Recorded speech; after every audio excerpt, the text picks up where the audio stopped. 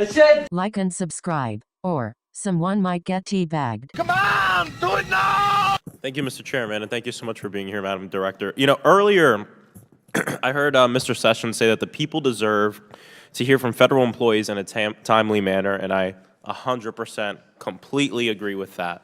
But I think the interesting thing is, House Republicans' first act in this Congress was to pass a bill to eliminate the 87,000 new IRS agents from the Inflation Reduction Act.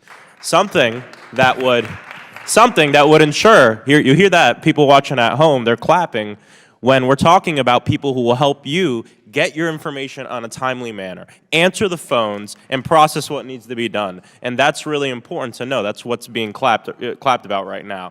Mr. Sessions and all House Republicans voted for it. And so I want to ask you, would more employees at the IRS help with the backlogs, help with the missed calls, help with the poor customer service that could be better? Would that help with that for working class families, people that are listening at home right now? Congressman, absolutely, and we've been helping IRS and other agencies around what we call surge hiring in order to manage capacity. We ourselves at OPM have benefited from that hiring and retirement services that we didn't have before in order to deal with and manage the backlog and case processing, similar to IRS, where they're trying to work through some of their challenges, and a big part of that is having the staffing to do that. Are the backlogs, missed calls, poor customer service, in your opinion, the result of the IRS's telework policy? Well, Congressman, I'm not familiar with the specifics with IRS, so I couldn't say. What we do say in determining the best workplace arrangement for an agency is to look at all of those factors. What is the best workplace arrangement? And if a workplace arrangement like telework is affecting the performance, then you need to make adjustments. But oftentimes it's resources and staffing, which is what you've spoken about.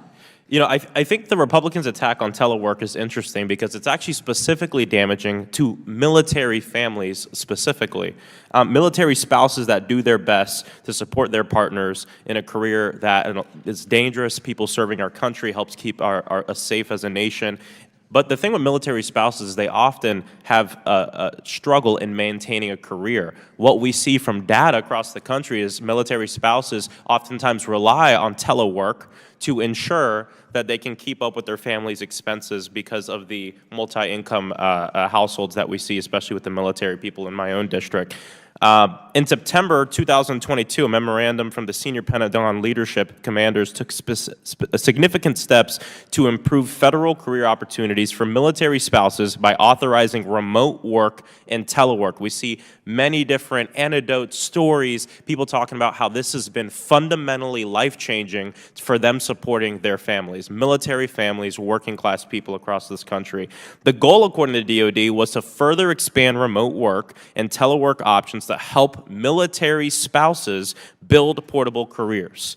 The Biden administration has increased these opportunities as well. Madam Director, active duty military members cite spousal employment as their #1 reason for leaving military service. So when my colleagues talk about the deficit going on with recruitment, we have to look at a lot of the conditions that impact families. My question is, do telework opportunities help us retain active duty military members?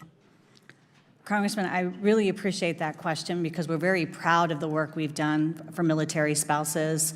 At OPM, we've issued a special hiring authority, direct hire for military spouses, so they can take advantage of the federal employment opportunities. It's been a part of our DEIA initiative, and I want to mention that we did a study of remote jobs over the last 6 months of last year, and on average, with a remote job, you had 25 military spouse applications compared to 1 to 2 of a duty location.